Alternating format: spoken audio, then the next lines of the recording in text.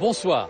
Savez-vous à qui le prestigieux hebdomadaire britannique The Economist a attribué la palme du meilleur pays où naître en 2013? Un pays où la vie serait plus saine, plus sûre et plus prospère.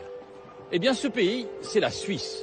Et on se pince pour y croire. Au beau milieu d'une Europe qui est en crise, ici le taux de chômage dépasse à peine les 3%. On vient du monde entier étudier le système de formation.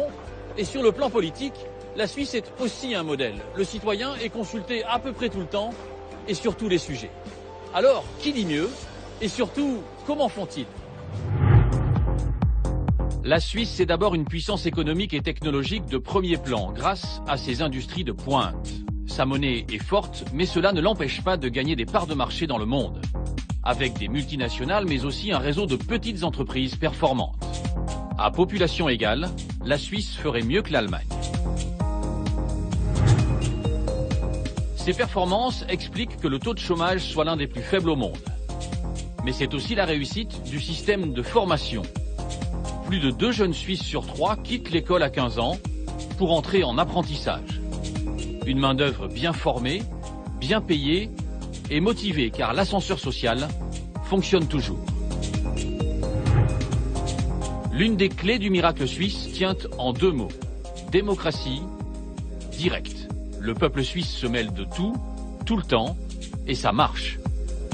À l'échelon local, cantonal ou fédéral, le citoyen peut faire entendre sa voix grâce aux votations et aux référendums.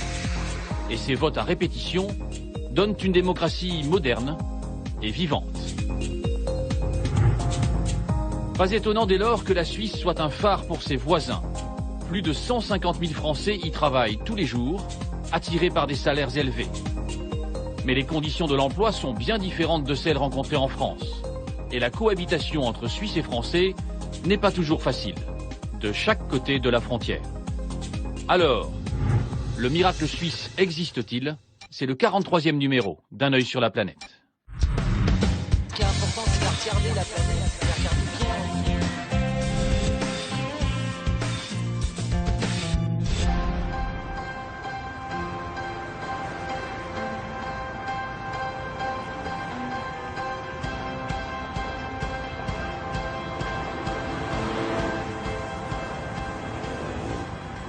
Je vais vous parler de la Suisse, du coup.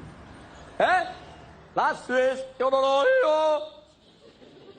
la Suisse, c'est un beau pays. Et puis quand t'as dit ça, t'as tout dit. C'est vrai, c'est un beau pays, mais quand t'habites dedans, tu sais, t'es dans la Suisse, t'es dedans, quoi, t'es comme ça, t'es. Des fois, tu te mets comme ça, tu sais. Ah, salut le Bernard de Dieu, t'es venu celui-ci? Ben oui, je vois bien. Oh, le Simon de Dieu, t'es venu aussi, t'as accompagné ce Bernard, du coup vous êtes 2, c'est ça si le compte est bon. Ouais. Émile de Dieu, vous êtes 3, il y a une manif ou bien? C'est la Suisse. On se fait chier. Ah puis quand t'as dit ça, t'as tout dit. Ce sketch de texte résume assez bien l'idée que nous, Français, nous faisons de la Suisse. Les Suisses sont lents, ils sont ennuyeux et ils ont un drôle d'accent. Eh bien, nous avons faux sur à peu près tout. Si les Suisses, par nature, restent discrets, leurs résultats parlent pour eux. Et la comparaison, vous allez le voir, n'est pas forcément à notre avantage. Regarde. Pour la 5e année consécutive, la Suisse est classée en tête du classement mondial de la compétitivité quand la France glisse à la 23e place. La Suisse est aussi considérée comme la nation la plus innovante quand la France est 20e. Avec un revenu moyen par habitant de 80 473 $ en 2013, les Suisses gagnent presque 2 fois plus que les Français. Selon l'indice des Nations Unies qui classe les pays en fonction de leur niveau de développement, la Suisse est 9e quand la France est 20e. Pas étonnant que les Suisses aient le sourire. Au classement mondial des Nations Unies sur les nations les plus heureuses, la Suisse est 3e quand la France est 25e.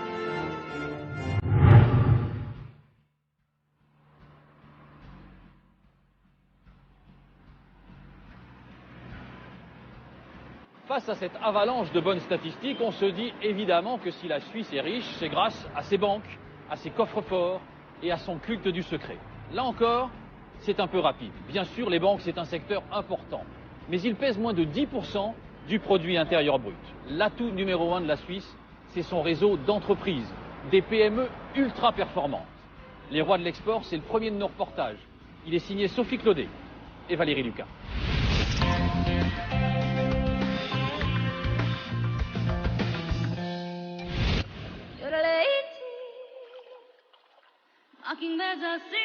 La Suisse, son décor de cartes postales, ses vallées bucoliques et ses vaches paisibles. Mais attention aux clichés, la Suisse ne chôme pas. Chez Thermoplan, comme souvent ailleurs dans le pays, la journée de travail démarre à 7 heures. Et quand le patron arrive, les employés sont déjà là. En Suisse, on travaille 42h30 par semaine. Et parfois plus, quand la situation l'exige. C'est le cas en ce moment, et le choix des salariés. Bonjour tout le monde. Alors, cette semaine, vous commencez à travailler à 6 heures. On est en train de discuter d'organisation. Et la production doit commencer à 6 heures à cause des commandes, et puis on continuera à en discuter samedi. Alors, vous faites des journées de 9 heures. Oui, 9 heures pour les 2 prochains jours, plus samedi. Le carnet de commandes est plein et la production doit suivre. Le patron n'est pas étonné par l'initiative de ses employés. On travaille beaucoup tout en étant très flexible. Je pense que la flexibilité est la clé de notre réussite en Suisse. Nos ouvriers sont toujours prêts à s'adapter quand nous avons beaucoup de commandes. C'est eux qui ont proposé de travailler plus, vous ne leur avez pas demandé? Oui, ça fait partie de notre culture. Ils comprennent les besoins du client et réagissent par eux-mêmes. C'est exceptionnel, je dirais qu'ils réfléchissent comme des entrepreneurs. Ce n'est pas moi qui les y force. Ils comprennent d'eux-mêmes, ils ont une vision globale de la production et s'adaptent. Dans cette PME de 200 personnes, on fabrique des machines à café automatisées. Et si les ouvriers sont motivés, c'est qu'ils sont bien payés. 3 200 € par mois à l'embauche, jusqu'à 4 500 € pour un ouvrier qualifié. Un salaire supérieur à celui de beaucoup de cadres en France. Et en plus, le travail est intéressant. Pas de tâches répétitives, les ouvriers font des rotations régulières sur les chaînes de montage. Ce qui est bien ici, c'est que le travail est varié. Il y a différents modèles de machines, différentes cultures, et on a tous la possibilité d'apprendre. On a des formations, on a des contacts avec plein de gens. Le travail bien fait, la fameuse qualité suisse, ont permis à la société de devenir le fournisseur exclusif de machines pour le géant du café américain, Starbucks. Une source de fierté pour les ouvriers. Ces machines font partie de moi. Les construire, c'est comme un loisir. Ce travail, pour moi, c'est un hobby. C'est pour ça que je l'aime tant. 2 fois par semaine, le patron aime aller au contact de ses employés. Il a toujours un petit mot sympa. Ah, vous avez une nouvelle coiffure. C'est toujours plus court. Ah, ça vous va bien. Oui, merci beaucoup. Je me sens bien ici dans mon coin. Ah oui, vous avez une belle vue. Je vous souhaite une bonne journée. Chez Thermoplan, les conditions et le cadre de travail sont exceptionnels. C'est ce qui a décidé cet ingénieur chinois à choisir la Suisse après des études en Allemagne. En Suisse, la qualité des produits est meilleure. L'éthique du travail aussi. C'est un niveau au-dessus par rapport à l'Allemagne. Là où la Suisse fait aussi mieux que l'Allemagne, c'est en termes d'exportation. D'ailleurs, comme beaucoup de PME helvétiques, Thermoplan exporte 97% de sa production. Et rien ne semble arrêter la PME. Pour preuve cette carte, grâce à Starbucks, Thermoplan est déjà présent dans 64 pays. Et ce n'est pas fini. Nespresso, Ikea, McDonald's sont aussi friands des machines à café made in Suisse. Vous êtes en train de conquérir le monde, en fait. Une grande partie, oui, mais regardez, il y a la Russie où on peut encore faire des affaires. Alors, régulièrement, le patron voyage pour conquérir de nouveaux territoires. Fin octobre, c'était Milan pour le salon Host, un des plus grands salons d'électroménager culinaire au monde. Un rendez-vous où les PME suisses sont venues en force, à ne rater sous aucun prétexte. Vous voyez, toute la profession est là. C'est une bonne occasion pour rencontrer les gens qui sont dans l'industrie de la restauration, les hôtels. C'est un salon mondial, donc les gens viennent d'Asie, des États-Unis. C'est vraiment une bonne occasion. Il est venu présenter ses machines en Italie, la Mecque des amateurs de café. Et la concurrence est féroce. Jolies filles en renfort, strass, machines clinquantes. On ne lésine pas sur le bling-bling en Italie. Mais pas de quoi décourager le Suisse Adrian Steiner. Très beau design, félicitations. On ne fera probablement jamais une machine comme ça, mais on la fera à notre façon, plus épurée, plus technique. J'aime bien cette machine, mais ce n'est pas notre façon de faire. Et pourquoi vous n'utilisez pas de jolies filles pour vendre? C'est vrai qu'on pourrait faire mieux dans ce domaine. Mais on est plus conservateur, je sais, on est tellement suisse. Pas que j'en sois fier. Moi-même, en tant que PDG, je suis chaque jour au salon. J'aime rencontrer les clients en personne, dialoguer avec eux, apprendre d'eux. Alors je n'ai pas besoin de jolies filles. Même si ça me plaît. En Suisse, on préfère la discrétion et la sobriété. D'ailleurs, le stand de la PME en témoigne. Pas de fioritures, juste des machines à café au design simple et robuste. Cela semble plaire aux clients venus de Russie. Bonjour Igor, comment ça va? Ravi de te voir, enchanté. Alors, au Kremlin, ils sont toujours contents de nos machines? Oui, d'ailleurs là, on a été invité à présenter les machines à Sochi pour les Jeux Olympiques d'hiver. L'un des arguments de vente de Thermoplan, cette mousse de lait produite sans vapeur, une innovation brevetée. Ce client de Dubaï n'en revient toujours pas. Vous devez voir cette mousse. C'est là le secret. Vous n'avez jamais rien vu de tel.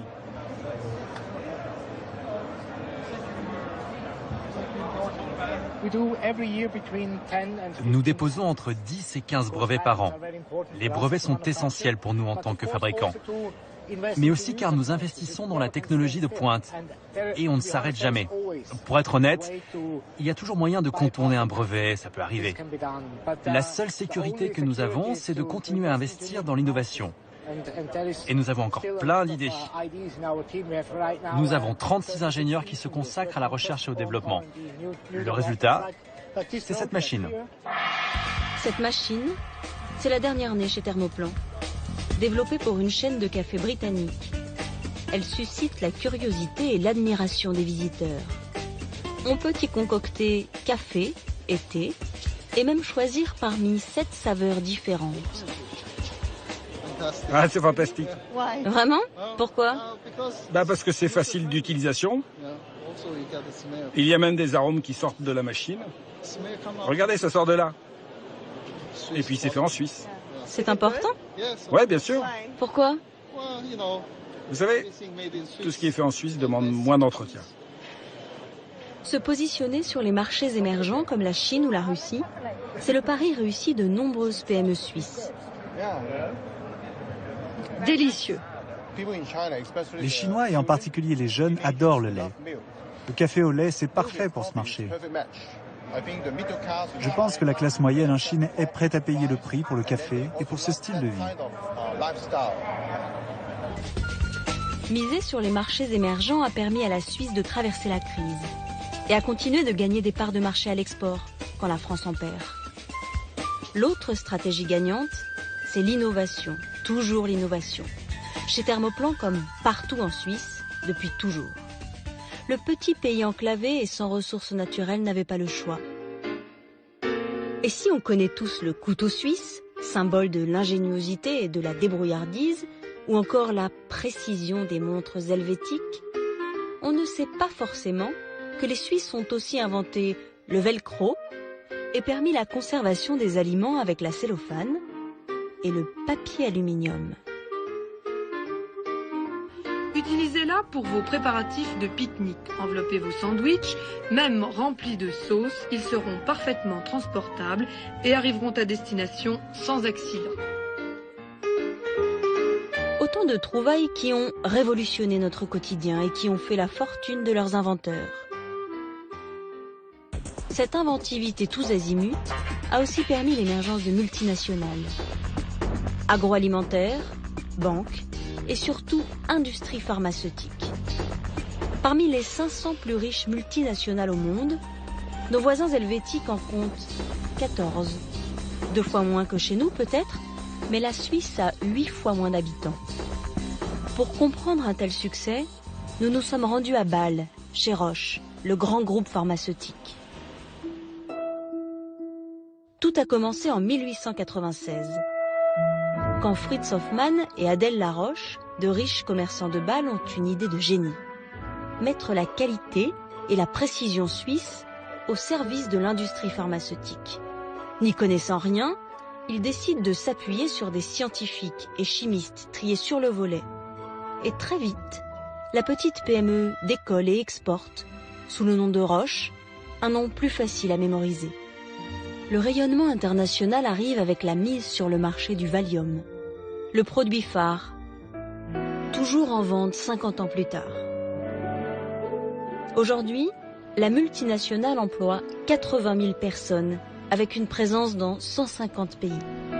Chaque année, Roche investit 20% de ses revenus, soit près de 7 milliards d'euros, dans la recherche.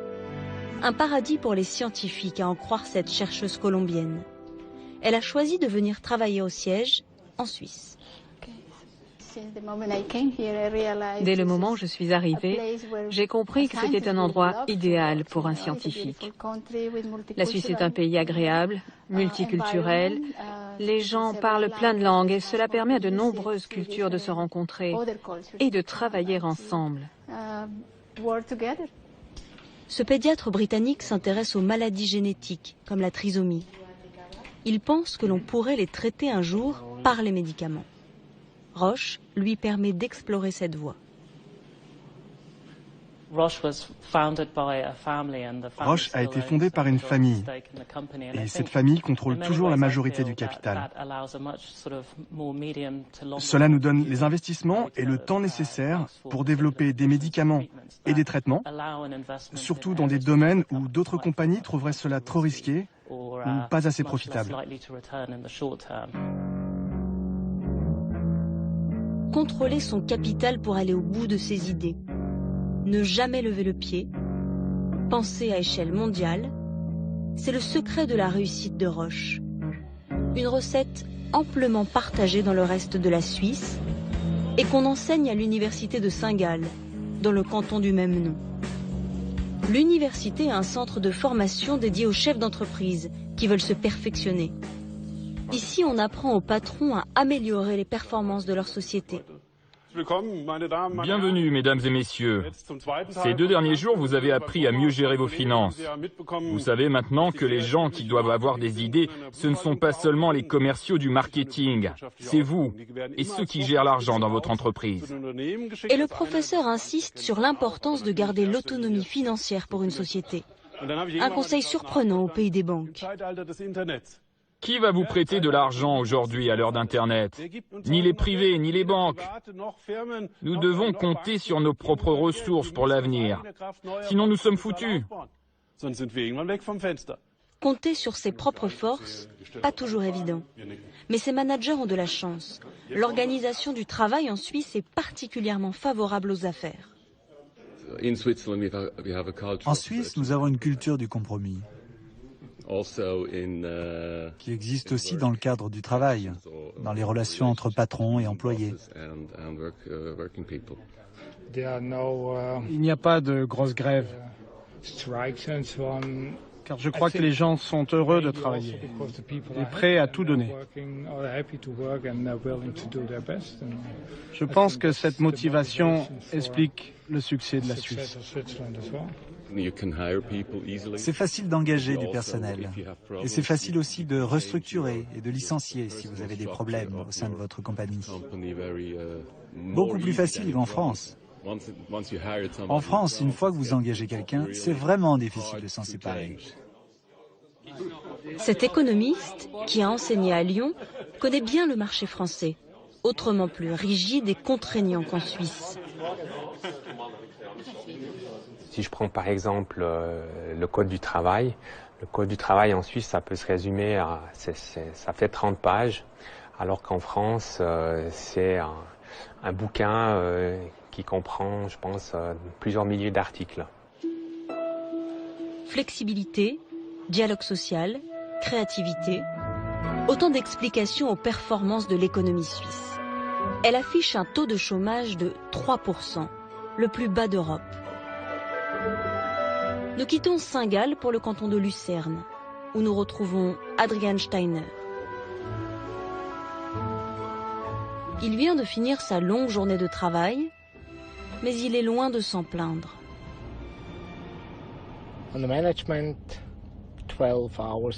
C'est très fréquent pour les managers d'avoir des journées de 12 heures, 5 à 6 jours par semaine. Ça fait environ 50 à 60 heures de travail. Et les employés travaillent entre 42 et 45 heures par semaine. Peut-être que ça fait partie de notre culture. Les gens aiment travailler. Ils ont envie de faire quelque chose de leur vie. À moins d'1 kilomètre de l'usine, le patron de PME arrive chez lui dans un décor toujours aussi idyllique. Il s'adonne à son passe-temps favori. C'est de la salade qui vient de la cantine Thermoplan.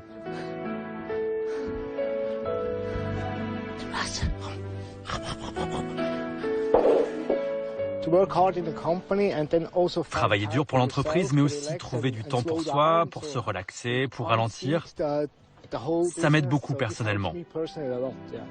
Nos employés aussi aiment prendre des pauses pour le déjeuner par exemple, pour aller respirer de l'air frais. Et puis c'est bon pour le cerveau en plus. Alors délocaliser Thermoplan, impossible. Nous sommes trop attachés à cet environnement. Nous aimons vivre ici. Se ressourcer après le travail, dans un environnement sain, c'est peut-être aussi ça, le secret de la réussite suisse.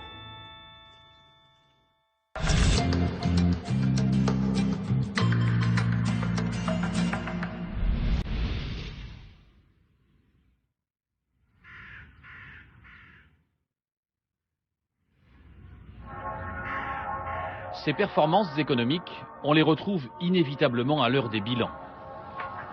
Au siège de l'IMD, une business school de renommée internationale, cet homme établit chaque année le classement mondial de la compétitivité. Stéphane Garelli n'est pas n'importe qui. 12 années passées à la tête du Forum économique mondial et du Symposium de Davos. Avec ses étudiants, il classe une 60aine de pays en fonction de 300 critères. Résultat, en 2013, la Suisse est avec les États-Unis le pays le plus compétitif au monde. La France, 28e seulement. Et elle aurait notamment un problème de pression fiscale. Dans votre observation, dans votre classement annuel, on voit bien que, notamment concernant la France, la politique fiscale de l'État est une catastrophe nationale. Qu'est-ce qui est différent en termes de politique fiscale entre la France et la Suisse ? Alors on ne se permettrait pas de dire que c'est une catastrophe, parce qu'on est neutre, hein. Mais je crois que la grande différence pour nous, c'est au fond ce qu'on appelle le taux d'emploi, c'est-à-dire combien de personnes sont impliquées dans l'économie. En Suisse, c'est 59% de la population travaille ou sont impliqués dans l'économie en général. En France, c'est 41%. Alors quand vous avez beaucoup de gens qui sont dans l'économie, qui en plus travaillent beaucoup, hein, plus de 1800 heures par an, alors que c'est 1570 en France. Quand vous avez beaucoup de gens qui travaillent dans l'économie, vous pouvez vous permettre d'avoir des taux d'impôt relativement bas parce que vos rentrées fiscales existent. Maintenant, si vous avez, comme en France, hein, juste 41% de la population qui est impliquée dans l'économie, eh bien vous avez une base qui est relativement petite et vous devez malheureusement taxer beaucoup cette petite base pour payer pour tout le reste. L'assiette suisse est plus grande. Beaucoup plus grande, et puis ça permet d'avoir une fiscalité qui est très raisonnable, non seulement pour les personnes, mais pour les entreprises. Est-ce que vous voyez des recettes qui ont marché en Suisse, qui pourraient marcher en France? Alors, c'est pas uniquement la Suisse, c'est aussi l'Allemagne, la Suède. Alors, j'en ai mentionné quelques-unes: exportation, diversification de l'économie, garder une base industrielle, hein, ça c'est très important. On continue à fabriquer en Suisse, hein, je crois que c'est très très important. Les montres suisses sont chères, mais elles sont fabriquées aussi en Suisse, c'est très bien. Le fait aussi, je crois que la discipline fiscale, c'est quand même quelque chose de très important. Et puis finalement, je crois qu'il y a une chose supplémentaire, c'est le consensus social. On est un pays où on n'arrête pas de se parler les uns aux autres, où on n'arrête pas peut-être parfois d'envisager de pouvoir convaincre jusqu'à la dernière personne au fin fond de la salle. Mais une fois, c'est très long, hein, c'est très embêtant comme système. Mais une fois que tout le monde a été consulté, la décision prise, en fait, est exécutée très rapidement. Une fois qu'on s'est mis d'accord, on s'y tient tous. Syndicats, employés, patrons, tout le monde s'y tient. On ne va pas remettre ça en cause tous les 3-4 mois, tous les 6 mois. On ne va pas avoir ce que vous avez, que je trouve qui est merveilleux en France, c'est-à-dire la grève préventive. Hein. Grève préventive, c'est-à-dire attention, on fait une grève pour vous avertir que bientôt on va faire une grève. On ne connaît pas ça en Suisse, hein. Mais je pense qu'effectivement, ça doit commencer à la base. Mais est-ce que dans la compétitivité des entreprises, le fait de pouvoir embaucher et licencier quasiment de façon instantanée est un élément important?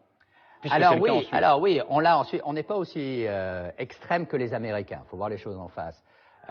Oui, effectivement, il y a la liberté d'engager et la liberté aussi de licencier rapidement. Il y a des procédures de licenciement qui doivent être respectées. On doit discuter avec les syndicats, discuter avec le gouvernement, informer. Mais sur le fond, on a le droit de le faire. Et on a remarqué qu'historiquement, en fait, parce que vous avez la liberté de licencier, les entreprises engagent plus facilement. Parce qu'elles se disent, si j'ai fait une erreur, dans 6 mois ou dans 1 an, je ne suis pas bloqué avec quelqu'un ad aeternam. Donc, en fin de compte, historiquement, on a vu que la capacité de licencier faisait que le taux de chômage était plus bas. Ça paraît contradictoire, mais nous avons un taux de chômage en Suisse de 3,2%. Donc, quelque part, ça marche.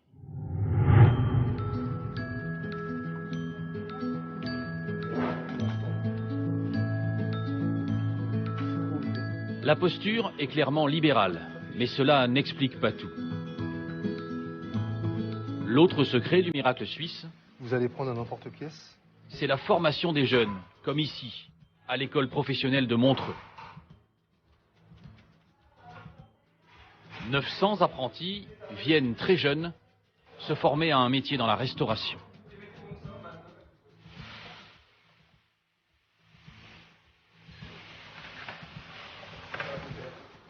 Ce système de l'apprentissage, c'est l'un des ingrédients principaux de la recette anti-chômage. À l'âge de 15 ans, plus de 2 jeunes Suisses sur 3 quittent l'école pour entrer en formation. Et c'est considéré ici comme une filière d'excellence qui permet à certains d'atteindre les sommets. Reportage de Julien Dupéré et Annie Tribois.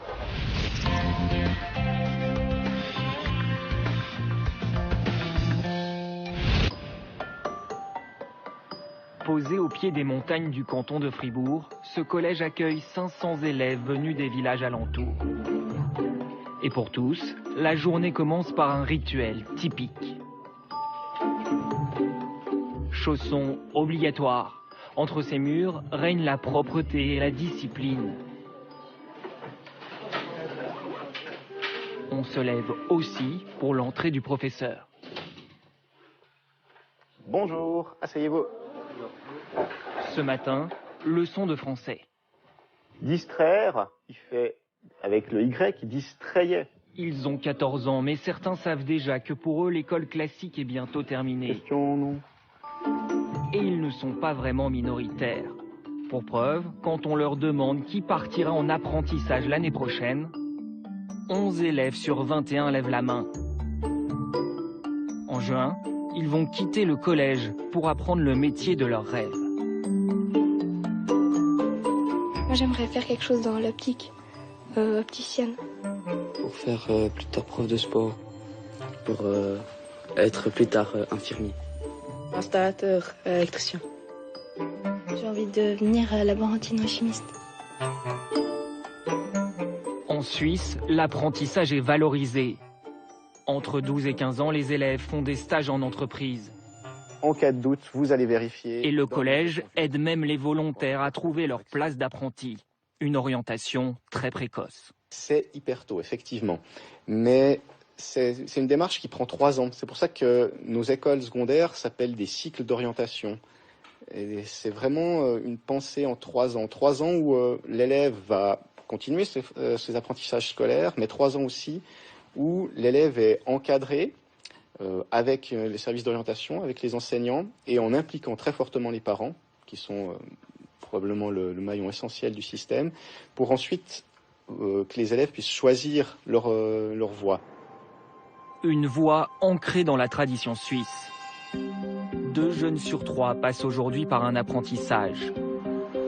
La filière se paye même des panneaux publicitaires dans toutes les villes du pays. La promesse, devenir des stars de la mécanique ou de la cuisine. Le slogan, avec l'apprentissage, les talents deviennent des pros. Cette formation n'a rien à voir avec une voie de garage. La Suisse a même fait de l'apprentissage une arme redoutable contre le chômage des jeunes, un des plus bas au monde.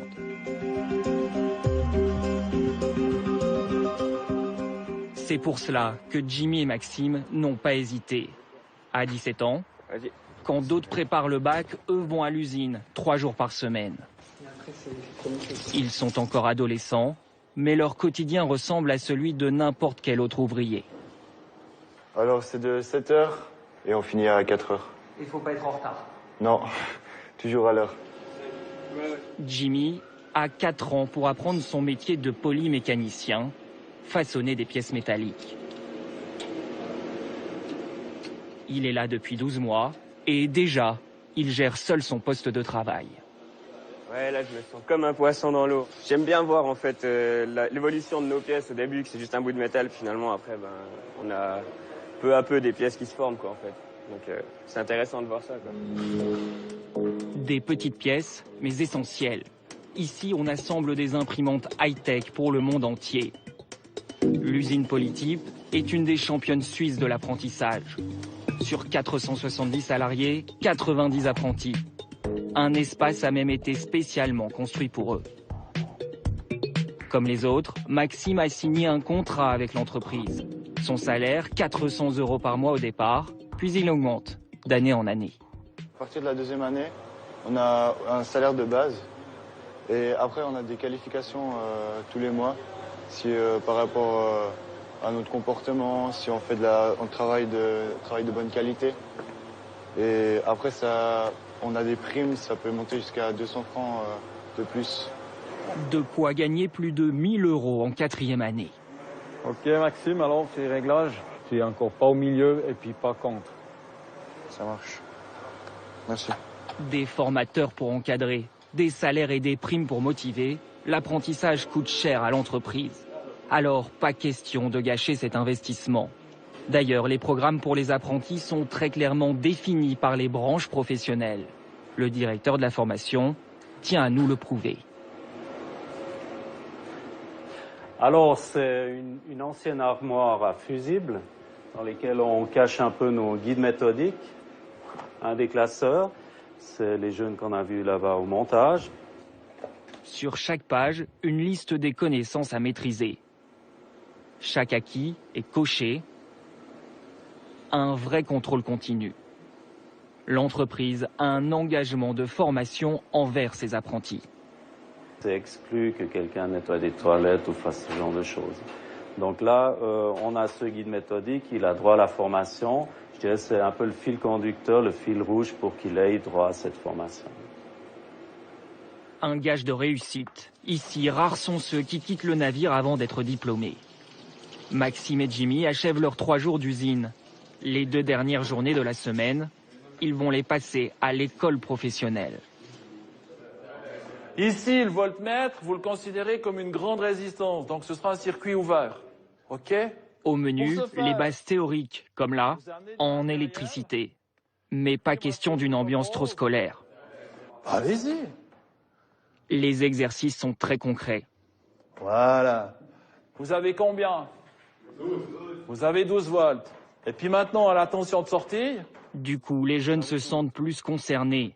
Personne n'a l'impression d'être dans une formation de seconde zone. Il n'y a personne qui est jugé par rapport à ça. Vous ne vous sentez pas inférieur? Pas du tout. Après, je pense que chacun ses choix et tout. Peut-être des personnes, elles préfèrent faire l'école. Peut-être les Français, ils sont plus à aller vers les études et tout ça, plus axés là-dessus. Et puis nous, les Suisses, on préfère bosser. L'apprentissage, véritable fierté nationale. Allez hop, on y va. Je vous laisse carbler. Si les jeunes, c'est clair, ils ont des fois des parcours un petit peu difficiles. À l'école, des fois c'est compliqué. Ils trouvent pas la finalité, un sens à leur vie. Et puis là, tout d'un coup, ils sont plongés dans un monde d'adultes qui va les responsabiliser. Et puis tout d'un coup, ils se disent, allez, ok, tac. Alors, je ne dis pas que tout le monde peut le faire, c'est pas gratuit, il y a beaucoup de travail, beaucoup d'investissement, mais les possibilités sont là. Au bout des 4 ans de formation, tout le monde s'y retrouve. Chez Polytype, la moitié des ouvriers a fait son apprentissage dans l'usine. Pour la direction, cette filière est la garantie d'une embauche réussie. Pas de mauvaise surprise avec le nouveau salarié. Il connaît la culture de l'entreprise, il connaît les processus de l'entreprise, il connaît les procédures, et il connaît les machines.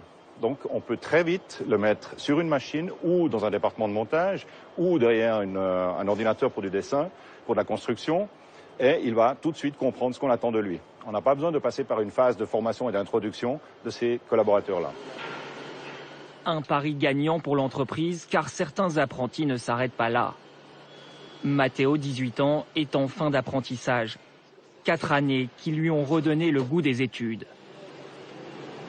L'an prochain, il va passer la maturité, l'équivalent du bac. Je reprends des études en fait. Je vais faire une année de maturité, qui est un papier en plus en fait. Et puis après, avec ce papier-là, je pourrai aller encore plus loin en tant qu'ingénieur ou on verra par la suite après. D'apprenti à ingénieur. En Suisse, ce n'est pas un rêve. Alain Berset, le patron de l'usine, en sait quelque chose. Il est lui-même ancien apprenti. Nous l'avons retrouvé sur le lac de Gruyère, où il aime se détendre le week-end. Apprenti ouvrier à 15 ans, directeur à 39. Un beau parcours réussi grâce à la formation continue. En Suisse, tous les salariés peuvent en bénéficier. On faisait jeudi, vendredi, samedi, toutes les 2 semaines, avec un diplôme à la fin du cursus. Ça m'a permis d'accéder à d'autres postes de direction, où aussi il y a de la finance, où on voit de la clientèle, où on fait de la stratégie, et ce qui m'a permis d'accéder au management de mon entreprise. Chaque année, près de la moitié des salariés suisses bénéficient d'une formation continue. Conquérir les sommets grâce à des passerelles tout au long de la vie professionnelle. Uli Bauer a démarré comme apprenti dans le commerce. Le voilà à la tête du pays, actuel président de la Confédération helvétique. Politique, entrepreneur, financier, le pays regorge de ses success stories. Qui confierait en France les clés d'une banque à un ancien apprenti? Pas grand monde. Eh bien, l'Union des banques suisses a choisi comme patron Sergio Hermotti, passé par l'apprentissage. Une réussite à portée de main de chacun dans chaque entreprise, comme chez Freytag. Cette entreprise suisse vend des sacs dans le monde entier. L'originalité, c'est qu'ils sont fabriqués avec des bâches de camions usagés. Succès fulgurant, Chers amis, comme celui de la patronne. Monica Walser, cette ancienne apprentie couturière, dirige au pas de course 160 personnes. oh, on a mon sac favorisé, surtout pour moi. Parce que, vous voyez, ça c'est un sac très confortable. Vous pouvez le mettre comme ça, ou même pour faire bicyclette. Des sacs créés grâce aux compétences techniques des salariés. Des salariés chouchoutés par leur patronne. L'ex-apprentie couturière n'a rien oublié des difficultés du métier. Je peux imaginer ce que tous les gens font ici.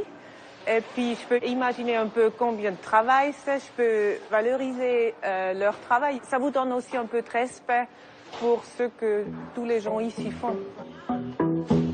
Ce respect du travail manuel a permis l'émergence en Suisse d'une classe moyenne d'ouvriers, bien formés, adaptée aux besoins des entreprises.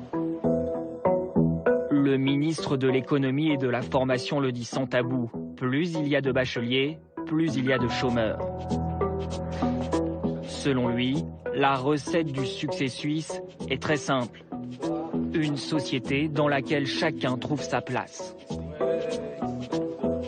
Il y en a dans notre système tous les chemins possibles, la flexibilité du système offert à tout le monde d'arriver au niveau juste, qui est le niveau soit formation professionnelle, soit formation académique. Dans ce modèle, une minorité de jeunes se dirige vers l'enseignement supérieur. L'État peut concentrer d'importants moyens financiers pour ces grandes écoles. À Zurich, l'école polytechnique, l'ETH, offre des conditions d'études grand luxe. Bibliothèque dans chaque bâtiment, ordinateur, le tout pour 500 € par trimestre. Mais l'école sait aussi choyer ses professeurs. Ce biogénéticien français est demandé dans le monde entier. Et si ce génie en jean basket est venu en Suisse, c'est parce qu'ici on lui donne les moyens de travailler très confortablement. J'avais une bonne idée de ce dont j'avais besoin. Et ensuite j'ai présenté ça au président de l'ETH. J'ai expliqué pourquoi j'avais ces besoins, etc. Et il m'a donné le feu vert. Il n'a pas du tout été regardé le type de matériel que je demandais. Pas regardant non plus le président de l'école sur les salaires, ici, un professeur gagne entre 15 et 20 000 € par mois. De quoi recruter les meilleurs. Au fil des ans, Polytechnique Zurich s'est hissé à la 20e place du classement mondial de l'université de Shanghai. 17 places devant la première faculté française. Dans les laboratoires, des chercheurs du monde entier affluent. Il y a Clément, qui est français, Véronica, qui est espagnole. Il y a Felipe, qui est brésilien. On a Pedji, qui travaille ici, qui est de Singapour. Pour ce chercheur, impensable de quitter cet Eldorado scientifique. Personnellement, j'ai aucune perspective de retourner ailleurs. Je me plais très bien ici. Et je pense qu'en fait, on est bien parti pour rester très longtemps ici. Cela dit, évidemment, moi, comme je vous ai expliqué, étant passé par un système français, je ne peux pas m'empêcher de penser à mon pays, à mes collègues en France. Et évidemment, je me dis un jour peut-être qu'il y aura l'occasion de discuter, de faire valoir l'expérience que j'ai eue ou que j'ai en Suisse pour faire comprendre aux gens qu'il y a des paramètres qu'il faut changer. Aujourd'hui, on vient du monde entier pour comprendre la recette suisse contre le chômage. États-Unis, Inde, Angola, les délégations se succèdent. Ces Espagnols vont passer une semaine en immersion dans le pays. Bonjour, bienvenue. N'hésitez pas à vous servir un café. Le système de formation professionnelle est disséqué, afin de pouvoir transposer chez eux, plus tard, les règles d'un apprentissage réussi. La formation professionnelle doit aider le marché du travail. Donc je crois que c'est une voie très importante pour améliorer les conditions de travail et pour réduire le chômage. La Suisse a su créer un modèle de formation à son image, encadré, mais jamais fermé. Un système pragmatique, une mécanique de précision dans laquelle chacun trouve sa place en fonction de ses compétences, mais où la liberté d'évoluer, de progresser, prime par-dessus tout.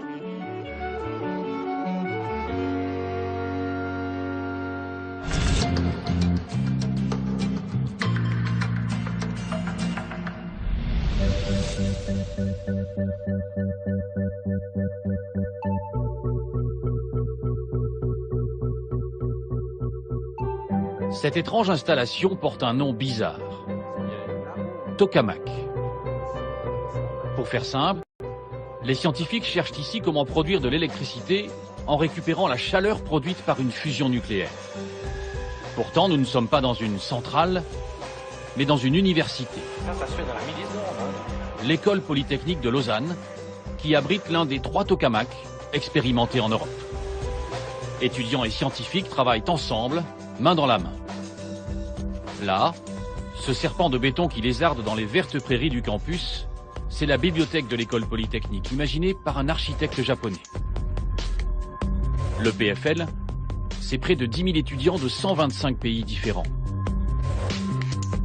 À la fois une université, un laboratoire de recherche et un centre de développement pour start-up innovantes.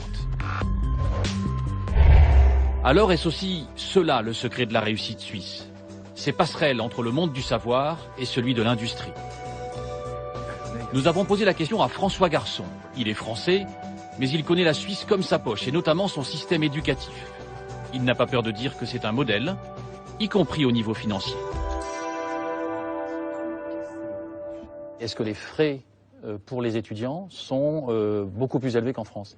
Alors, c'est un système d'enseignement supérieur qui est gratuit. J'entends gratuit, c'est-à-dire qu'on paye 900 € par année pour suivre des études dans un contexte qui est un contexte qui n'a pas d'équivalent en Europe. Je dis bien qu'il n'a pas d'équivalent en Europe, hormis quelques grandes universités anglaises. Mais je rappelle quand même que dans les grandes universités anglaises, les droits d'inscription sont de l'ordre aujourd'hui de 12 000 €. Je parle ici de droits d'inscription de 900 €.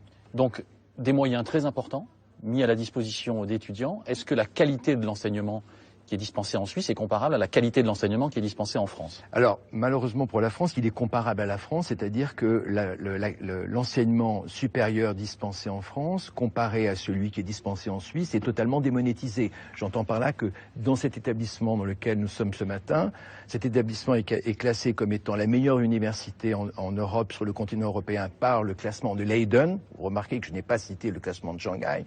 Dans le Times Higher Education, c'est également considéré comme étant la meilleure université sur le continent dans le domaine des sciences de l'ingénieur et de l'informatique. Et c'est également la meilleure université sur le continent européen selon le critère les jeunes universités. Donc c'est une université, ici, qui démonétise toutes les universités françaises. Alors que la réputation des universités françaises est quand même de dispenser un enseignement de qualité. La réputation que revendiquent les universités françaises, c'est de dispenser une éducation de haute qualité. Le problème, c'est que cette revendication, elle ne recueille pas l'unanimité au plan international, puisque tous les classements, il y a aujourd'hui une quarantaine de classements, disent la même chose, le système français est totalement déclassé. Est-ce qu'il y a une différence d'approche dans la façon d'apprendre les choses aux étudiants en Suisse et en France? Alors, les différences d'approche sont majeures. La première différence qui me paraît la plus intéressante, la plus importante, c'est dans le mode de recrutement des profs. Les professeurs ici sont recrutés sur un planisphère et non pas, on ne recrute pas le régional de l'étape qui appartient à tel circuit mandarinal et qui est recruté par son prof. Ici, dans cet établissement, 60% des profs sont internationaux. 60% Donc des universités beaucoup plus ouvertes sur le monde. C'est des universités où les enseignants sont cosmopolitisés totalement. L'école polytechnique fédérale qui a une gradation en termes de recherche scientifique encore plus forte que cet établissement, il y a 65% de profs étrangers. Donc ça veut dire que on a un système public, on a un système qui est financé par l'impôt et on a un système qui est totalement ouvert aux influences étrangères et où on cherche à recruter les meilleurs sur la planète, ce qui est très important. Alors, pour répondre à votre question, la qualité, c'est le souci d'aller chercher les meilleurs profs sur la planète et non pas les meilleurs profs du quartier. Mais ils vont être plus payés du coup qu'en France? Alors, si vous abordez la question de la rémunération et la question du salaire, c'est une question qui va mettre vos téléspectateurs en fureur, puisque ici, un prof à l'école polytechnique, comme à Lausanne, comme à Genève, à l'université de Genève et comme à Zurich, un prof gagne ici en moyenne 18 000 € par mois, c'est-à-dire à peu près 30% de plus que ce que gagne François Hollande, si je me fie à ce que je dis dans la presse. C'est exactement 3 fois plus que ce que gagne un prof en fin de carrière à la Sorbonne ou à l'école polytechnique. Mais pour être bien précis quand même, donc les profs sont mieux payés, les universités sont plus ouvertes sur le monde. Elles sont gratuites. Elles sont gratuites. Comment ils font? Le secret, il est où?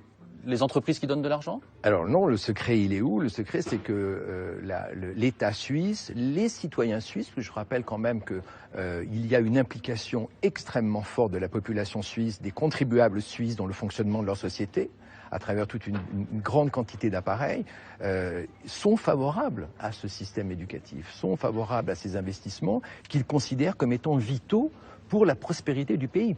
Ça n'est pas un gaspillage, ça n'est pas une fantaisie concédée aux enfants de la classe moyenne, c'est véritablement un investissement, et cet investissement est confié aux meilleurs, et aux meilleurs on considère qu'ils sont sans doute à rechercher sur une palette internationale. Mais est-ce que le côté petit pays, donc petit nombre d'étudiants, joue aussi dans la qualité que l'on peut apporter à l'enseignement?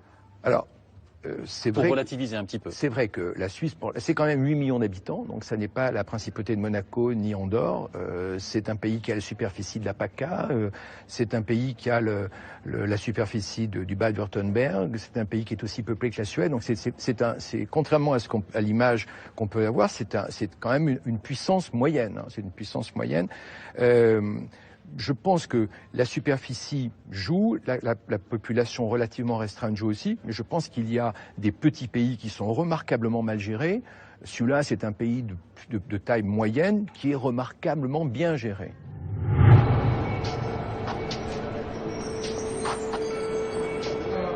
Voie 70, Régio Express, pour plutôt cher, Paris, Aglen, Rouen, départ, 17h.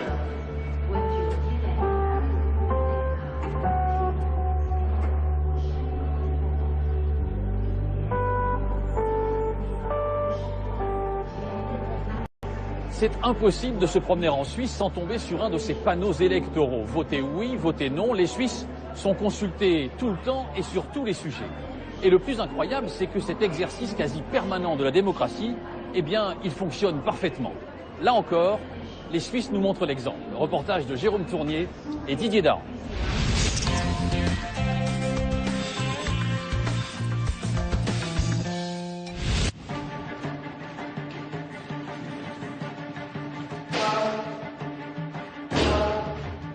À l'image de nombreux Helvètes, Fabienne Voka est une citoyenne très punchy. Boxeuse à ses heures, capable de frapper fort, comme de mobiliser les habitants de sa ville, Zurich, contre certains projets de la municipalité. En février 2013, le Parlement de Zurich, l'équivalent de notre conseil municipal, adopte à une écrasante majorité un projet de nouveau stade de foot. Ce projet, c'est une arène de 19 500 places destinée à accueillir les matchs du FC Zurich et des Grasshoppers, montant 175 millions d'euros. Seulement, il y a déjà un stade à Zurich, rénové en 2008 avec l'argent du contribuable pour 190 millions d'euros. Et pour Fabienne Voka, c'est amplement suffisant. On a déjà ce stade, mais les fans y trouvaient qu'il n'y avait pas assez d'atmosphère ici, donc il fallait construire un deuxième stade. Le problème du deuxième stade est qu'il devait être financé à 100% par les citoyens. Donc on ne voyait pas pourquoi c'était aux citoyens de payer entièrement un stade de foot pour des professionnels. C'est pas possible qu'on investisse un tas d'argent comme ça lorsqu'on a tellement d'autres devoirs qu'on dit on n'a pas d'argent. Pour cette citoyenne engagée, il y a d'autres priorités, comme le logement social par exemple. Elle décide donc avec une cinquantaine de Zurichois de tous bords politiques de lancer un référendum. Appelés à se prononcer dans les urnes en septembre dernier, les Zurichois votent contre le nouveau stade et annulent ainsi la décision du Parlement. Ça veut bien dire que notre système y marche et puis que c'est possible que les citoyens y tournent une décision qui a été prise par le Parlement. La démocratie directe en Suisse permet à la population de contrôler les élites et de s'assurer que le Parlement ne vote pas n'importe quoi, n'importe comment. Cette épée de Damoclès, les parlementaires ne la craignent pas, bien au contraire.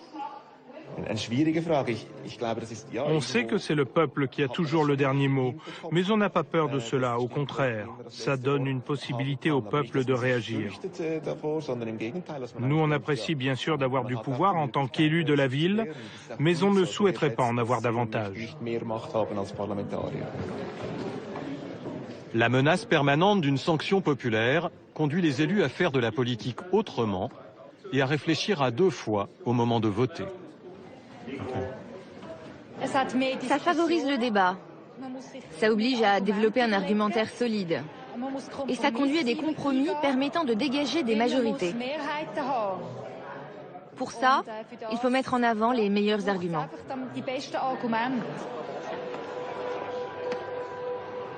Dans la Confédération, les pouvoirs conférés au peuple sont grands. À tout moment, les citoyens peuvent venir mettre leur nez dans les affaires du pays.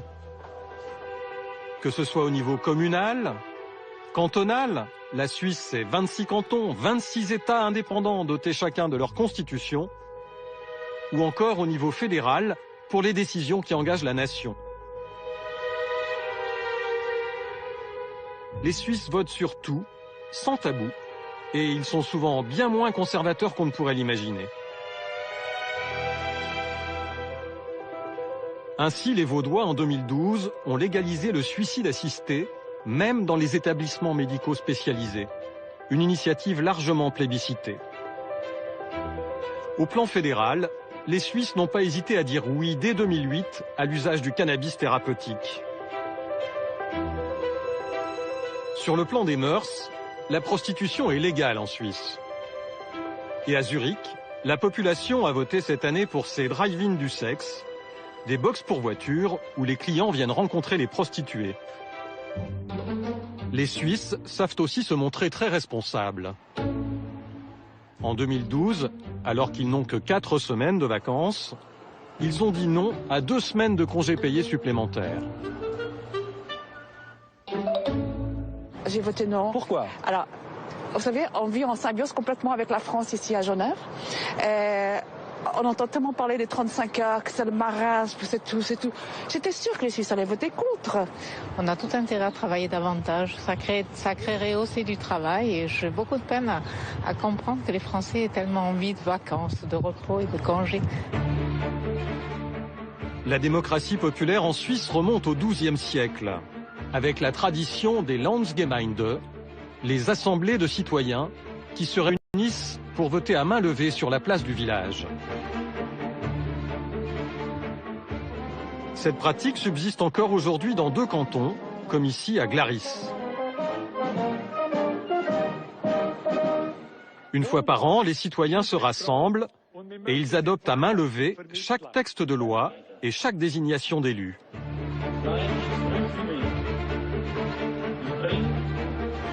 Aujourd'hui comme hier, en Suisse, la démocratie populaire commence toujours dans la rue.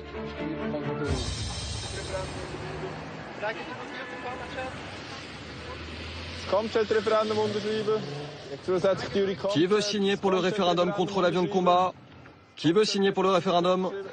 En ce moment, les militants d'une organisation pacifiste récoltent des signatures contre l'achat d'un nouvel avion de combat. Ils doivent en récolter au minimum 50 000 pour pouvoir lancer un référendum. Pas besoin de dépenser tout cet argent pour des choses inutiles. On est neutre. En Suisse, chaque jour, des centaines de personnes prennent le temps de signer, même sous la pluie. Signer, c'est un acte citoyen, fondateur en démocratie. Il y a 20 ans, moi aussi, j'ai collecté des signatures dans un petit village pour m'opposer à l'achat de l'avion de combat F-18. C'est du gâchis d'argent public, de ressources humaines, d'intelligence et de matières premières. On n'a pas besoin de ça. Au nom de la démocratie, ici, on a même le droit de s'attaquer à un pilier de l'État, la défense nationale. Ces pacifistes militent pour une Suisse sans armée, ce qui ressemble à une provocation dans un pays où chaque homme est aussi un soldat jusqu'à l'âge de 30 ans. Ils n'en sont pas à leur première campagne. Et même si aucune n'a abouti dans les urnes, ils estiment quand même avoir fait avancer leurs idées. Il y a 4 ans, nous avions déjà lancé une initiative contre de nouveaux avions de combat pour que la Suisse n'en achète plus jusqu'en 2019. Après avoir collecté le nombre de signatures requis, le gouvernement a décidé de repousser ces achats d'avions. On a donc retiré notre initiative. C'est bien la preuve que la pression de notre organisation a fonctionné. Aujourd'hui, les pacifistes repartent en campagne. Car le Parlement fédéral vient de remettre le sujet sur le tapis. Alors, ils se sont remis à collecter des signatures contre l'achat d'un nouvel avion de combat. Chaque formulaire va être envoyé dans la ville où est inscrit le signataire, car chacun fait l'objet d'une vérification scrupuleuse par les services communaux, comme dans ce département de la municipalité de Zurich. Voilà les signatures que nous venons de recevoir. Ici, on vérifie l'identité et l'inscription des signataires sur les listes électorales de la ville. Chaque signature valide est certifiée pour éviter les doublons. Si une personne signe 2 fois en faisant la recherche dans la base de données, ça apparaît immédiatement. Ce service emploie 8 agents municipaux chargés de vérifier en moyenne 150 000 signatures par an. La vérification coûte de l'argent, mais c'est le prix à payer pour le bon fonctionnement d'un système cher aux Suisses et pour une démocratie apaisée.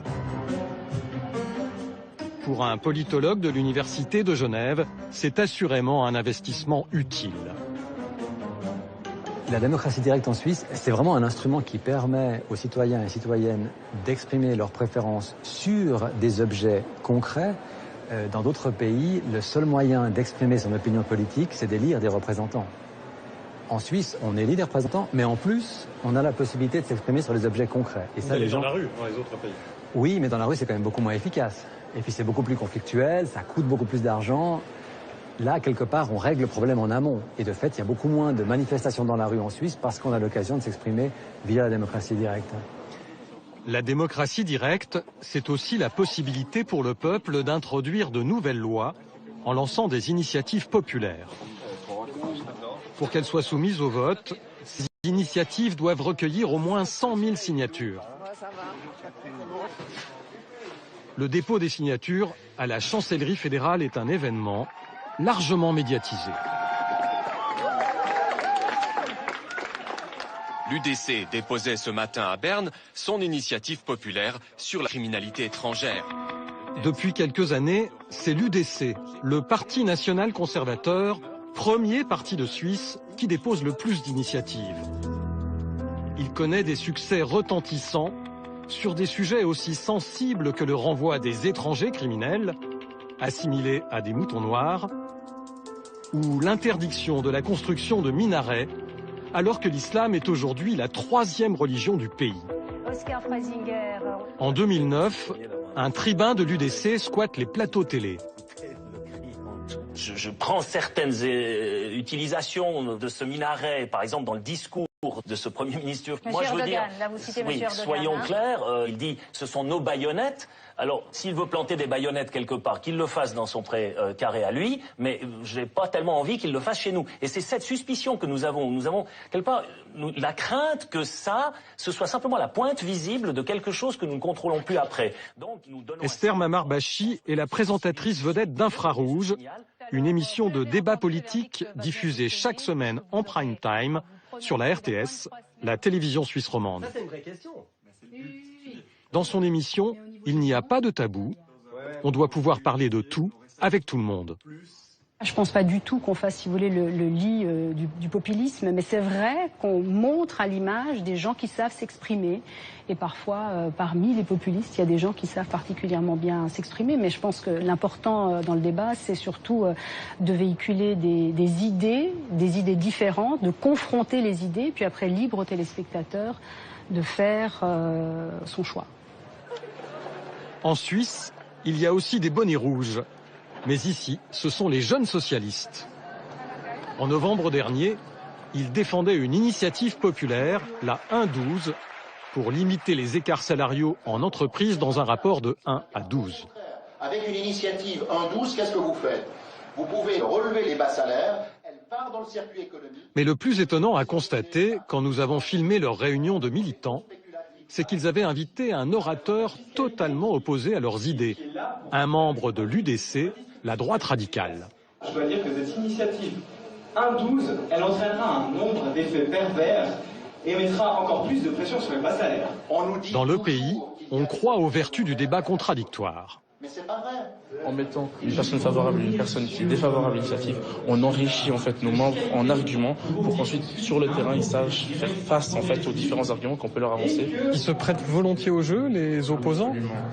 C'est le jeu politique finalement en Suisse parce que je crois que même si on est des politiciens et qu'on ne partage pas du tout les mêmes points de vue, on s'entraide quand même parce qu'on veut tous le succès de la Suisse. Les électeurs suisses sont régulièrement sollicités, 4 fois par an en moyenne. Et le taux de participation s'en ressent.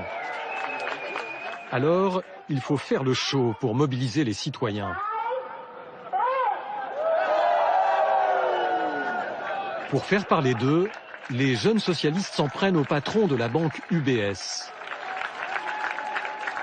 Ils révèlent au public qu'il gagne 250 fois plus que son employé de base. C'est pour faire réagir sur un sujet qui est resté tabou pendant plusieurs années, c'est-à-dire les salaires. Il n'y a aucune transparence actuellement en Suisse sur les salaires et on aimerait aussi, avec la 1-12, faire changer ça. Et même si elle ne passe pas, on aura réussi à faire prendre conscience au peuple suisse des inégalités salariales.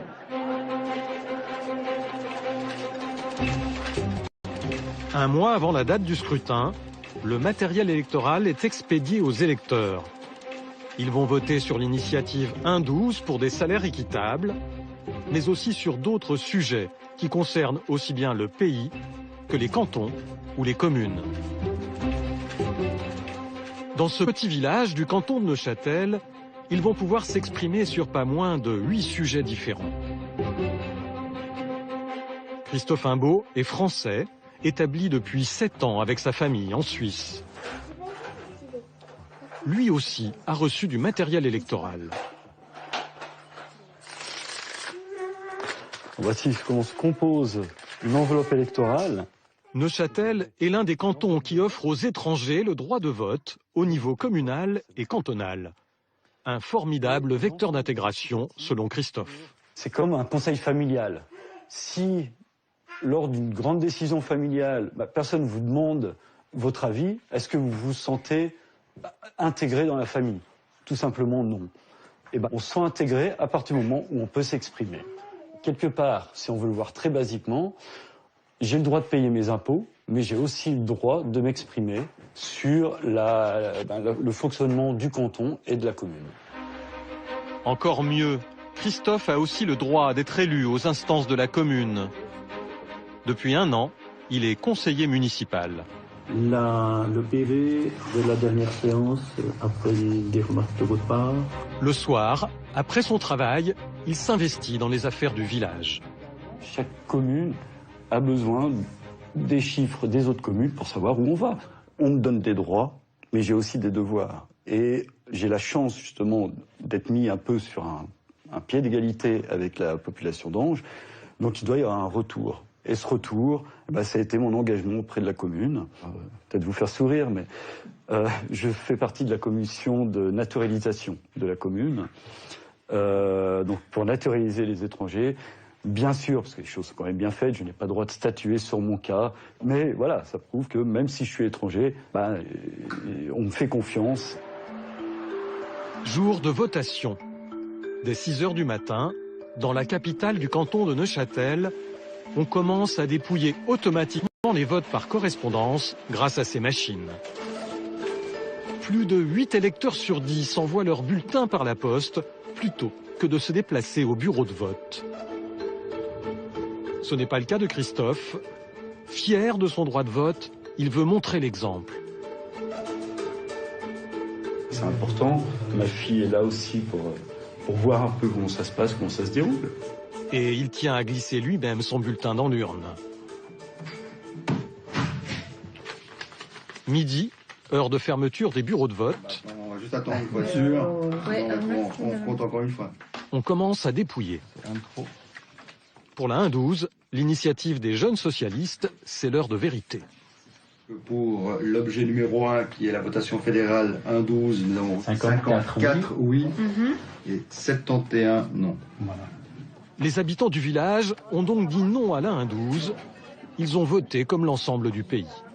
On vient à présent au vote le plus surveillé à l'étranger. L'initiative 1-12 visant à limiter les salaires des dirigeants est balayée par les citoyens. Près de 2 votants sur 3 la refusent. Tous les cantons refusent le texte.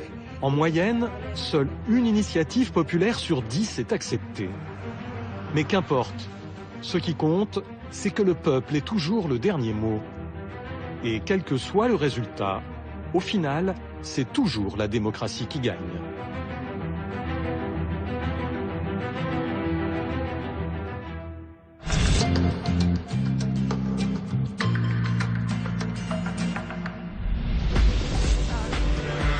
Avec une économie dynamique et une démocratie apaisée, on comprend assez facilement pourquoi la Suisse est aussi attractive. Chaque jour, 150 000 Français traversent la frontière pour venir travailler ici.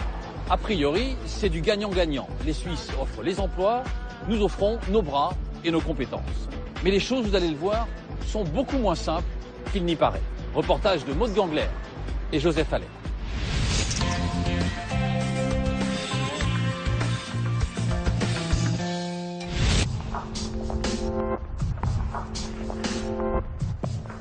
Bien avant l'aube, elle quitte sa maison du Doubs. À 4h55 précisément, la vie de Françoise est réglée comme une montre suisse. Bonjour.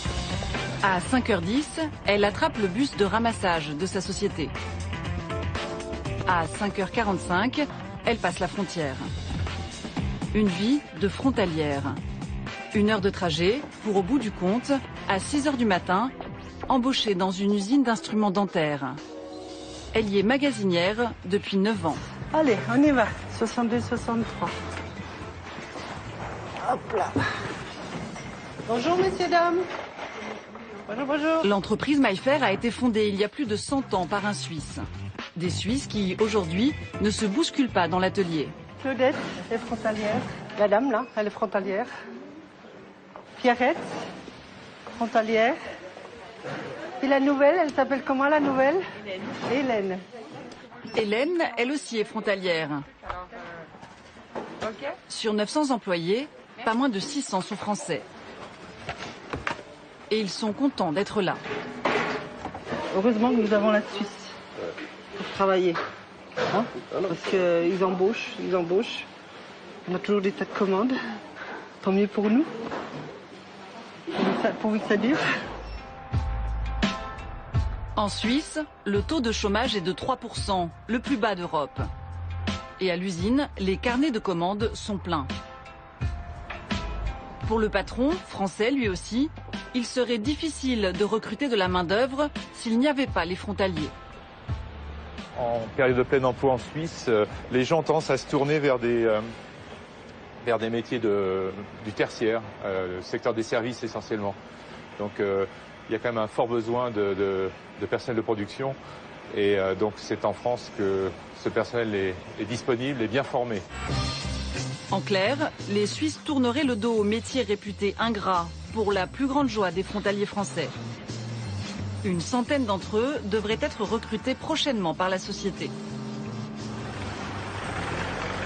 17h30, Françoise est de retour dans la maison qu'elle vient de rénover. Des travaux qu'elle n'aurait pas pu s'offrir quand elle travaillait en France. Alors c'était quoi votre salaire à l'époque en France? 919 €. C'était le SMIC de l'époque? Oui. Et aujourd'hui, c'est quoi votre salaire? 2900 €. C'est une différence. Ouais, il y a 2000 € de plus. De quoi financer toutes sortes de projets. La première chose, c'était de refaire ma cuisine. Je me suis fait vraiment plaisir. Grâce au salaire de frontalière? Ah oui. J'ai pas regardé pour ma cuisine. Allez, tout le monde à table! Allez, à table! Et elle n'hésite pas à inviter du monde. Sa famille compte de nombreux frontaliers, plutôt satisfaits de leur sort. On a quand même un niveau de vie meilleur, parce que j'ai travaillé aussi en France. Hein. J'ai travaillé 7 ans en intérim, donc j'ai bien vu la différence. Donc ça m'a permis, en traversant la frontière, d'acheter ma maison. Un niveau de vie supérieur qui suscite des envies chez les non-frontaliers. Moi, je voudrais bien passer la frontière. C'est même limite là, j'ai un CDI. Je crois que je vais même arrêter sur le champ et puis vraiment me démerder avec mes CV, avec ce que je sais faire, à repasser la loi. Une Suisse qui aurait des airs d'Eldorado. Près de 150 000 frontaliers français y sont employés et des milliers d'autres cherchent à les imiter. Michel Berthomeu en sait quelque chose. Ce franco-suisse, à la tête d'un cabinet de recrutement, voit affluer les demandes. Voilà, depuis hier, on a reçu ça. C'est impressionnant. En gros, c'est entre 250 et 300 CV par jour. Et c'est quoi le pourcentage de Français? 80%. Bonjour, Michel Berthomeu. Alors forcément, il n'y a pas de place pour tout le monde. Par exemple, dans le domaine du transport, où cet homme aimerait travailler. Il y a des postes, mais il y a beaucoup de gens qui cherchent. Donc c'est pas aussi simple que ça. Simplement, je vous cache pas qu'aujourd'hui, des gens qui ont le permis de grutier, j'en ai 130 et qui n'ont pas de travail. D'accord. Je vous donne juste ce chiffre-là. Hein. Les candidats défilent toute la journée. Merci d'être venu. Ils viennent de plus en plus loin, de la France entière, prêts à tout pour rallier ce qui leur apparaît comme une terre promise. Ce jeune chômeur recherche un poste d'électricien et il est plus que motivé. Vous habitez où? À Champagnole, enfin vers Champagnole. Champagnole, c'est pas forcément la porte à côté. 200 km aller-retour tous les jours. Vous avez des amis qui travaillent en Suisse? Un cauchemar annoncé dont il ne semble pas avoir conscience. Vous avez fait le calcul du nombre au niveau des trajets, le nombre d'heures de... C'est à peu près à 1h30 l'aller, 1h30 le retour. Ouais, donc ça fait 3 heures en plus quand il n'y a pas la neige. En rajoutant les 43 heures, ça fait quand même beaucoup plus d'heures que si vous travailliez en France et que vous étiez dans le village d'à côté pour aller travailler. Hein. Il faut tenir compte de ça, on gagne plus, mais d'un autre côté, ça fait beaucoup d'heures de plus pour venir. Là, on a des gens qui viennent de loin en pensant qu'ils vont trouver, entre guillemets, un Eldorado en Suisse qu'ils ne vont pas forcément trouver. La réalité n'est pas toujours celle imaginée. À Genève, les dizaines de milliers de frontaliers connaissent l'enfer des bouchons. Comme Émilie, une ancienne infirmière parisienne. Chaque matin, elle met 1h30 pour faire 30 km. Comment vous le vivez, ça, une parisienne qui se retrouve dans les bouchons? Disons que du coup, j'ai de l'entraînement. Mais oui, je le vis un peu mal parce que c'est ce que j'avais quitté. Des soucis qu'elle préfère garder pour elle une fois passée la frontière.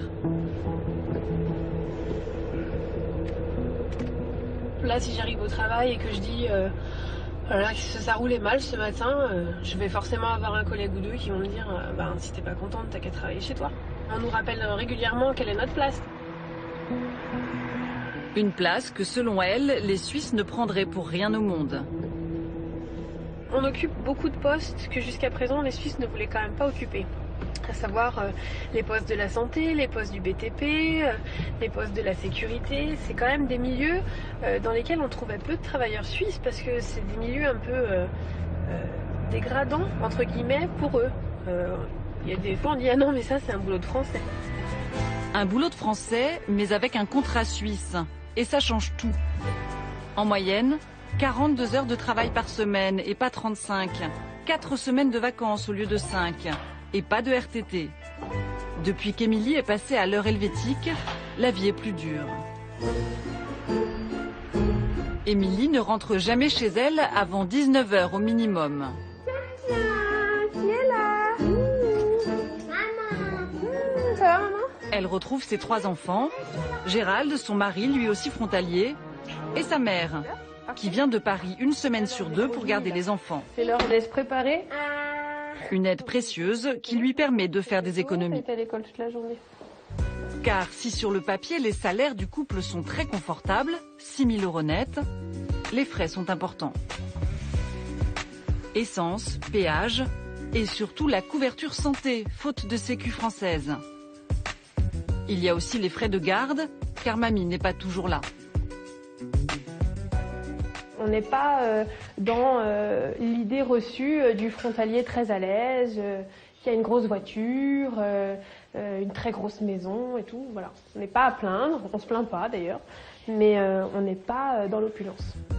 Pour ce couple, l'idéal serait que l'un travaille en Suisse, l'autre dans la région. J'espère que je vais venir retravailler en France à moyen terme. Pour des raisons familiales, vraiment, parce que profiter des enfants, ça n'a pas de prix. et puis parce qu'on aura vraiment moins de frais et que, enfin voilà, on aura vraiment plus d'avantages à avoir un statut mixte, en tout cas. Ça y est, tu pars? Ouais, j'y vais. En attendant, c'est au tour du mari d'Émilie, Vigile, d'aller travailler toute la nuit. D'accord. Bonne nuit. Allez. Au revoir. À Lausanne, c'est par bateau que les Français d'en face débarquent. Des Français souvent moqués par les Helvètes pour leurs petits et gros travers. Au journal Le Matin Dimanche, le dessinateur Philippe Béclin en a fait son thème de prédilection. Bonjour. Et la pointe de son feutre est pour le moins acérée. Avant toute chose, le Français est râleur. Vas-y, avance, connard français. Râleur et pleurnichard. En France, si les gens râlent, c'est qu'ils savent qu'en râlant, ils auront quelque chose, quoi. Et s'ils râlent ici, ils auront quoi? Rien. La porte? La porte, peut-être. Il y a un autre défaut qui horripile les Suisses. Une question, c'est notre vivacité d'esprit, notre côté branché, notre bon goût et notre culture que vous prenez pour de l'arrogance, quoi. Je pense que c'est un des clichés qu'on a sur les Français, c'est quand même l'arrogance. Ouais. Arrogant et pas polyglotte pour autant.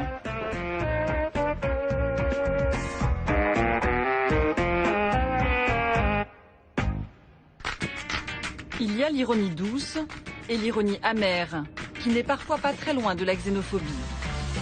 Dans le canton de Genève, par exemple, où le taux de chômage est presque 2 fois plus élevé que dans le reste de la Suisse. Et comme les frontaliers français sont 2 fois plus nombreux qu'il y a 10 ans, les boucs émissaires sont vite désignés.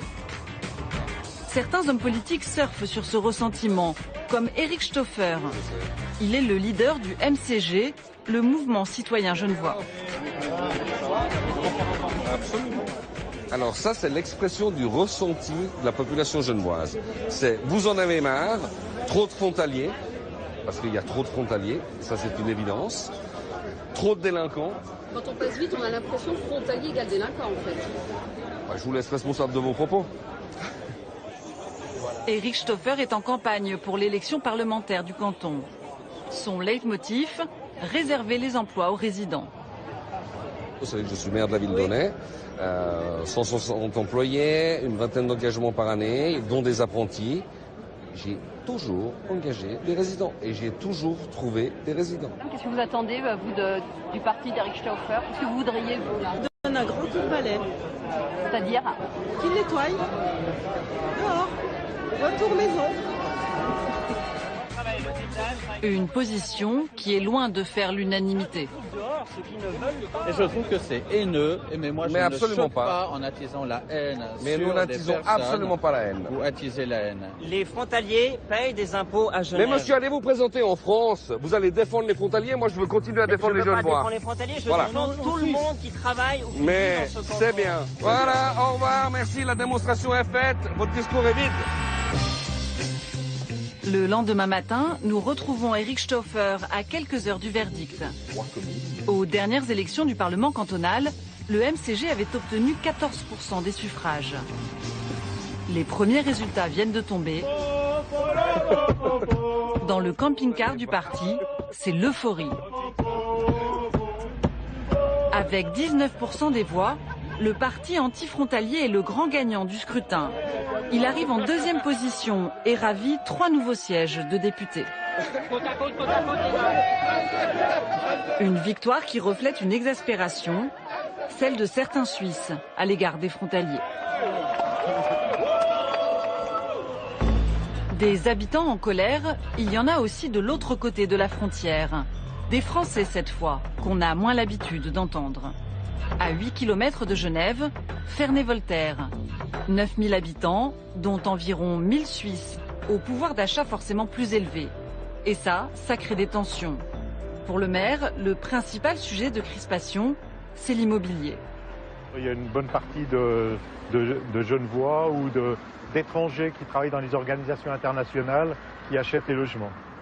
C'est ce qui provoque d'ailleurs une certaine inflation au niveau du prix du logement, puisqu'ils se vendent actuellement entre 5 500 et 6 500 le mètre carré. 6 500 € le mètre carré, des prix de région parisienne, mais qui restent bien moins élevés que les prix genevois. Pour les Suisses, un bon plan. Pour les non-Suisses, un cauchemar. Johanna et Dorian sont des Français non frontaliers. Ils travaillent tous deux au théâtre de Ferney, mais ont dû s'installer à 30 km de là. Rien ne les démoralise davantage que les vitrines des agences immobilières. Repère. T3, 2100 €. Ah ouais, le T3, 2100. Voilà. Carnet Voltaire, donc sur place, en T3 à 1340 €. Plus 160 de charge, donc c'est 1005. Ouais, c'est ça qu'il nous faudrait. C'est ça qu'il nous faudrait. Ouais. Oui, voilà. Nous, ce qui nous fait un peu de la peine, c'est qu'on est dans des situations stables, voilà, en emploi, en CDI, avec un revenu correct, et d'être dans des difficultés de précarité au niveau du logement. Moi, je trouve là où il y a de l'abus, c'est au final, c'est quand même les propriétaires qui s'en mettent plein les fouilles, qui se permettent de pratiquer des prix qui éliminent le français moyen, parce qu'ils savent que derrière, il y aura un Suisse qui aura absolument aucun problème à trouver, à pouvoir payer le loyer. Et ce n'est pas tout. Le marché de Ferney-Voltaire serait l'un des plus chers de France. Les râleurs, qu'il ne faut jamais beaucoup pousser, s'en donnent à cœur joie. Bonjour. Et sur tous les sujets. C'est scandaleux. Bonjour, c'est scandaleux ce que vous voulez faire. Ben oui, bonjour. Bonjour, c'est scandaleux votre avenue du Jura. Ben oui, mais allez voir les plans, allez voir ce qu'ils veulent faire là. Une autoroute. Non, c'est pas une autoroute. Bien sûr que si. Non, pas du tout. Donc on favorise le passage des Suisses. Et non, des frontaliers. Des frontaliers, voilà, exactement. Voilà. Donc ça va être une autoroute en plein Ferney, et nous on va être une plateforme routière. Non. C'est scandaleux. Au revoir. C'est compliqué de ne pas opposer les personnes pour des questions déjà de revenus, parce qu'il y a des revenus qui sont extrêmement différents si vous travaillez sur France ou si vous travaillez sur Suisse. Et puis il y a aussi le fait qu'on a un petit peu l'impression d'être colonisé. Donc il y a toute une partie d'habitants, d'anciennes habitantes, cette dame est une ancienne habitante, qui ne s'y retrouve pas. Un sentiment de colonisation, comme si les Suisses pouvaient tout s'offrir avec leur argent. Et pas seulement de belles maisons, de la matière grise aussi. Au cœur du massif du Jura, Morteau. Ici, les entreprises horlogères sont nombreuses. Au lycée de la ville, la filière horlogerie est l'une des plus réputées de France. Ces jeunes préparent le prestigieux diplôme des métiers d'art, la crème de la crème. Et puis les autres, on continue la restauration, que ce soit la montre ou la pendule. Ça marche? Voilà, c'est parti. Un enseignant aux petits soins, des salles de classe spacieuses. La France met les moyens pour former ses futurs talents. Mais ce n'est pas elle qui en profite. Qui est-ce qui va aller travailler en Suisse parmi vous? On est amené à travailler sur des belles pièces. Il n'y a qu'en Suisse qu'on peut trouver ce genre d'offres aussi d'emploi, parce que la Suisse, c'est quand même le bassin horloger. Et donc, c'est des grandes marques, toutes les grandes marques sont là-bas. Et toutes les belles pièces sont là-bas aussi, quoi. C'est vraiment un rêve, quoi. La Suisse recrute chaque année la quasi-totalité des élèves de cette école. Quant à l'artisanat horloger français, il poursuit son déclin. On a des horlogers qui étaient extrêmement compétents, qui sont encore extrêmement compétents bien sûr, mais qui disparaissent, qui arrivent à l'âge de la retraite. Et c'est des affaires qui tournaient très très bien et qui ne sont malheureusement pas reprises faute de repreneurs. Parce que les jeunes... Les jeunes boudent un petit peu l'artisanat française. Pour la Suisse. Voilà, pour la Suisse. Alors la Suisse, avec sa prospérité, serait-elle nocive pour ses voisins? À l'aéroport de Bâle-Mulhouse, le seul au monde qui soit binational, nous allons rencontrer un sénateur qui pense exactement le contraire. Si Jean-Marie Bockel nous a donné rendez-vous ici, c'est parce que sur les 6000 employés de la plateforme aéroportuaire, les 2/3 sont français. Là, on s'approche de la frontière. D'ailleurs, il y a tout de même un drapeau suisse qui nous indique que nous allons passer en Suisse. Là, on est en France, mais là, on passe en Suisse. Pour lui, la Suisse apporte une bouffée d'oxygène à son département. En conjoncture difficile particulièrement, 30 000 personnes, voire plus, qui tous les jours vont travailler en Suisse en étant bien payés. C'est bon pour les commerces, pour les services, pour le bâtiment, parce qu'ils ont construit leur maison également. C'est donc un amortisseur de chômage considérable, considérable. Et une contribution au pouvoir d'achat, au développement économique, qui n'est quand même pas marginal. Si demain matin, les 30 000 personnes ou un peu plus qui vont tous les jours travailler en Suisse se retrouver sur le marché français, ce serait une véritable catastrophe économique et sociale. Au final, la France et la Suisse, c'est un peu comme ces vieux couples qui se chamaillent toujours. S'ils résistent aux années et ne se séparent pas, c'est par intérêt bien compris.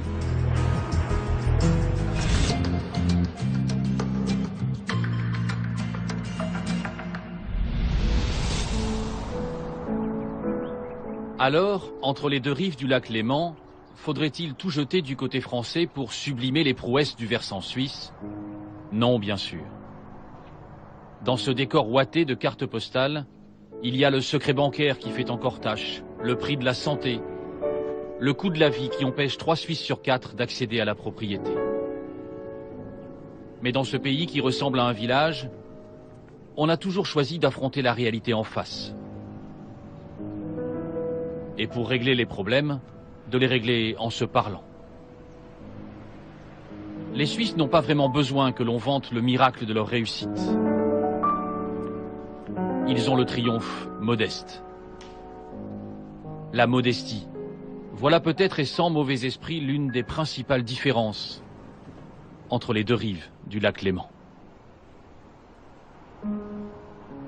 Voilà, c'est au milieu de ce décor très apaisé que nous terminons notre émission consacrée au miracle suisse. Un grand merci à Patrick Boité qui l'a préparé avec l'aide d'Isabelle Le Dizaise, à Nicolas Maupier qui l'a réalisé avec Jean-Louis Laforêt, Stéphane Morelli et Marlène Billeret. Nous nous retrouverons l'année prochaine, en 2014, au mois de février, à l'autre bout du monde, pour une émission consacrée à l'Indonésie. Bonne fête de fin d'année à toutes et à tous, et surtout gardez un œil sur la planète. Bonsoir.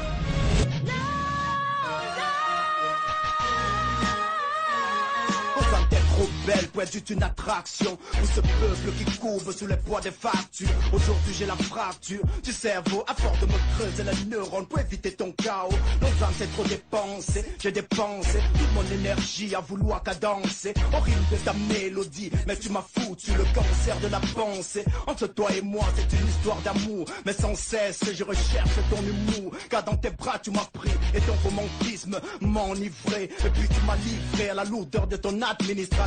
Qui a fait de l'obtention du permis de séjour une flagellation. Lausanne, pour avoir un logement il faut un permis. Et pour avoir un permis il faut un logement. C'est trop de contradictions. Je ne te demande pas de me dérouler ton tapis rouge ou de m'offrir un sésame. Mais de base du hasard qui a voulu que tu sois ma Pythagore.